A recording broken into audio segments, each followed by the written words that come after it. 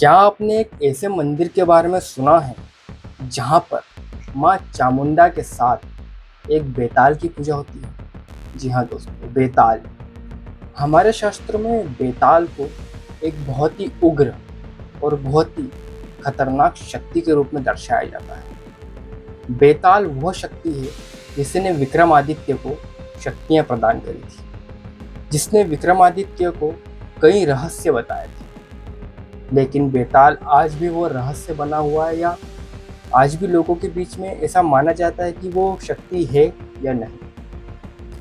आज हम उसी के बारे में इस वीडियो में बात करेंगे। बेताल, ऐसा बोला जाता है कि चामुंडा देवी इन्हीं शक्तियों की अधिष्ठात्री देवी है, इन्हीं शक्तियों को धारण करती है।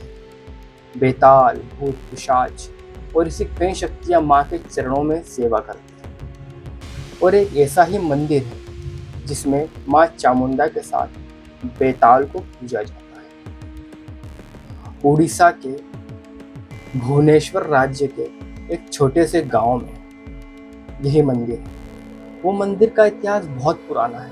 कहते हैं 8वीं शताब्दी में उस मंदिर का निर्माण कराया गया और उस मंदिर में कई ऐसी अजीब और रहस्यमय घटनाएं हो चुकी हैं, वहाँ के लोगों द्वारा सुनी जा चुकी, जो आज तक रहस्य बनी है। रात के समय वहाँ के जो आम लोग हैं वो भी उस मंदिर के आसपास नहीं रहते। वहाँ के लोग ऐसा बताते हैं कि वो मंदिर में से अलग अलग आवाज़ें, घंटियों की आवाज़ें, मंत्रों की आवाज़ें, और जो उस मंदिर में चारों तरफ मूर्तियाँ बनी है वह रहस्यमय तरीके से रात में अजीब हो जाती है। उनकी आंखें, उनका चेहरा एक डरावना सा लगने लगता है, जैसे वो जीवित हो चुकी है। यही मंदिर के बारे में आज हम आपसे बात करेंगे, और एक ऐसी रहस्यमय कहानी कि जब एक लड़का वीडियो बनाने उस मंदिर में जाता है तो उसके साथ क्या होता है। ऐसे कई रहस्य आज हम इस वीडियो में आपको बताएंगे। इस मंदिर की जो मुख्य देवी है वो माँ चामुंडा है।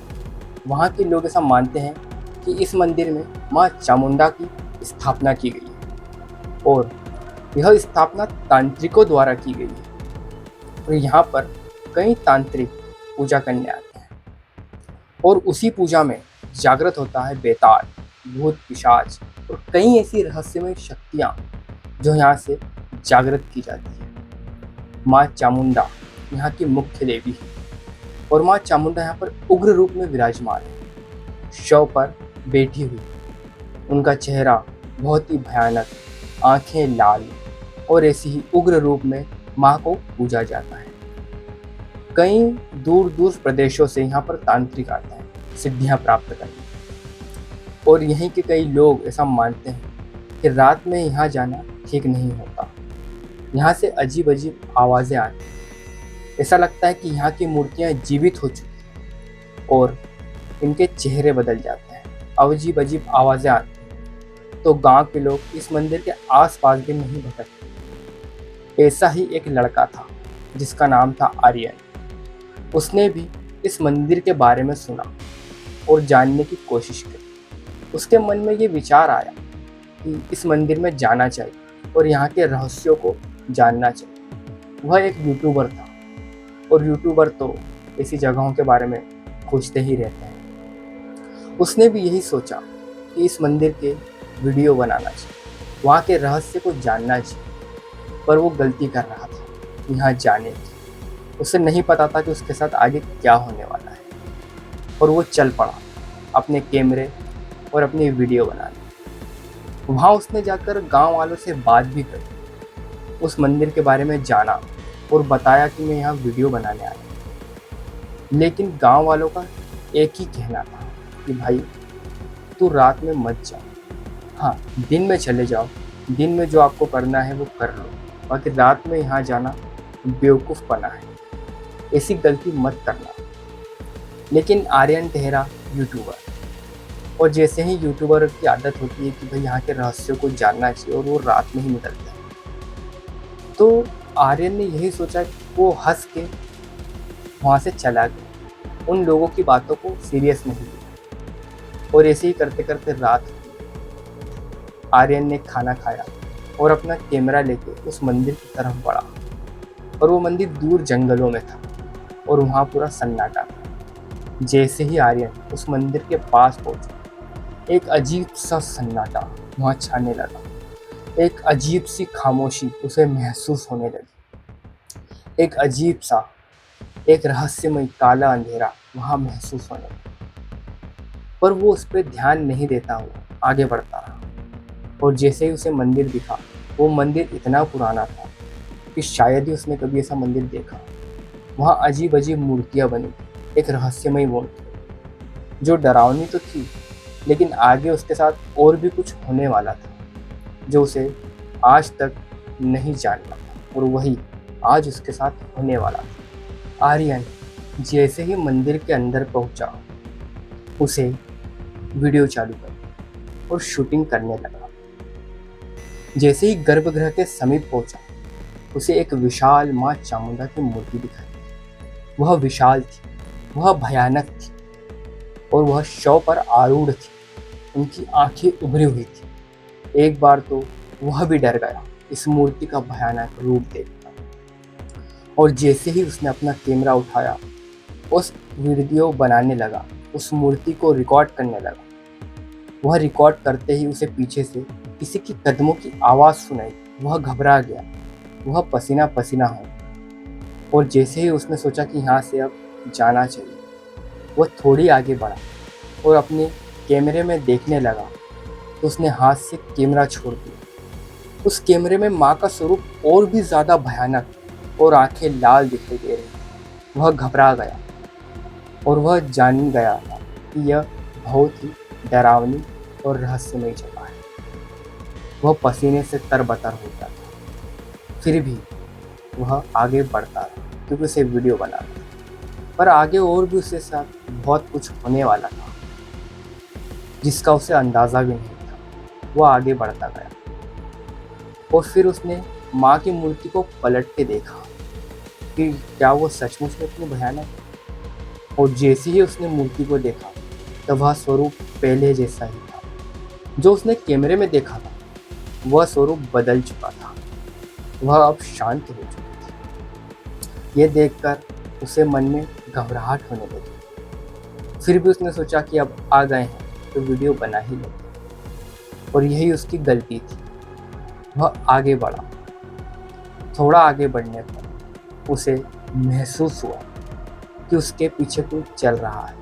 उसे कदमों की आहट सुनाई दी। ऐसा लग रहा था कि जैसे साथ साथ कोई पीछे चल रहा है। वह घबरा गया और घबराहट में भागने लगा।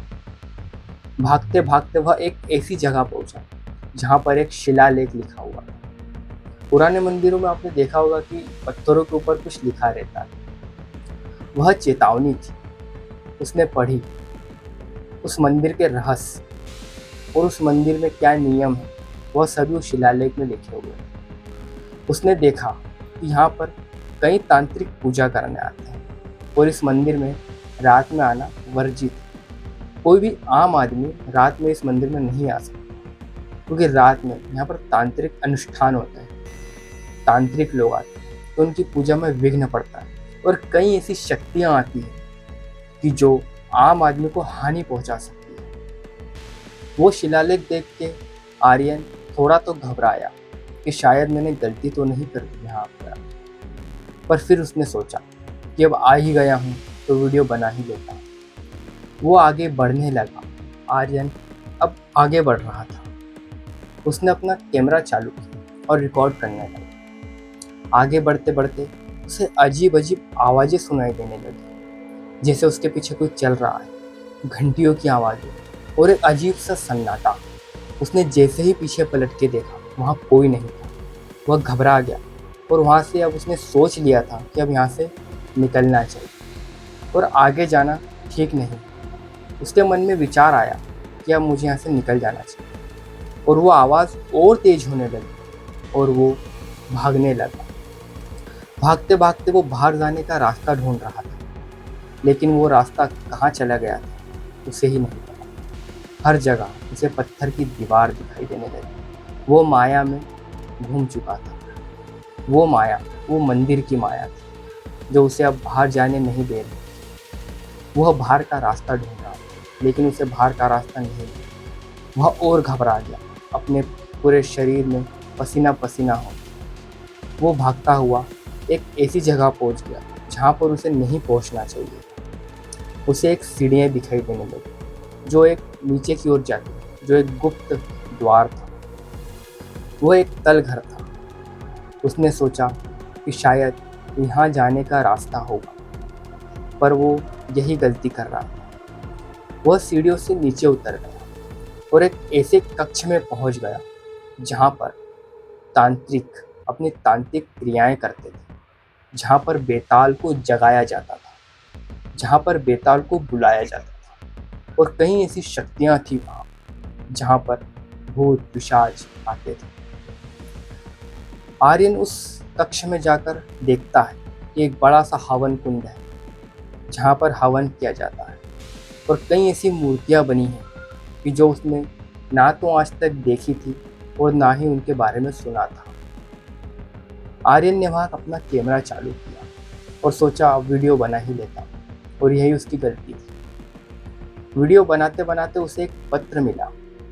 उस पत्र में जो लिखा था उसने पढ़ा और उसके होश उड़ गए। उस पत्र में लिखा था कि यहाँ पर बेताल की साधना की जाती है, बेताल को जगाया जाता है। उस पत्र में पूरी विधि लिखी गई थी कि यहाँ तांत्रिक लोग अमावस्या के दिन आते हैं और अपनी पूजा करके बेताल महाराज को जगाया जाता है, तो उसी बेताल को जगाकर वह अपने कार्य पूर्ण करते थे। उस कक्ष में अजीब सा सन्नाटा और अजीब सा अंधेरा था, और वहाँ पर एक अजब ही वाइब थी। आप लोगों ने देखा होगा कि जहाँ पर भी ऐसी ऊर्जा होती है वहाँ एक अजीब ही वाइब होती। एक अजीब सा डर उसके दिल में आ चुका था और अब उसे बाहर निकलना था। लेकिन अब जो होने वाला था और अब जो वो देखने वाला, वह उसने सपने में भी नहीं सोचा कि ये उसके साथ हो जाएगा। वह घबरा कर पीछे पलटता है और वो देखता है एक अजीब सी परछाई जो उसके सामने खड़ी थी। वह बढ़ती जा रही और वो भागना चाहता था, लेकिन उसका पूरा शरीर बंध चुका था। उसके पैर नहीं उठ रहे थे। वह भागना चाह रहा था, लेकिन वो भाग नहीं पा रहा। उस परछाई के दो सींग और अजीब सी मुस्कुराहट थी। वो परछाई बढ़ती जा रही थी और आर्यन का कैमरा उसके हाथ से छूट गया। वह घबरा गया। वो जान चुका था कि अब वो यहाँ से जिंदा वापस नहीं जा सकता। आज उसका आखिरी दिन। वो परछाई विशालकाय बनती जा रही और उसके आगे बढ़ती जा रही थी, और जैसे ही वो परछाई उसके पास आई उसने अपनी आंखें बंद कर ली। और वो कहते हैं ना कि शायद जो अच्छा इंसान होता है उसकी रक्षा ईश्वर करते हैं। तो उसने माँ को याद किया।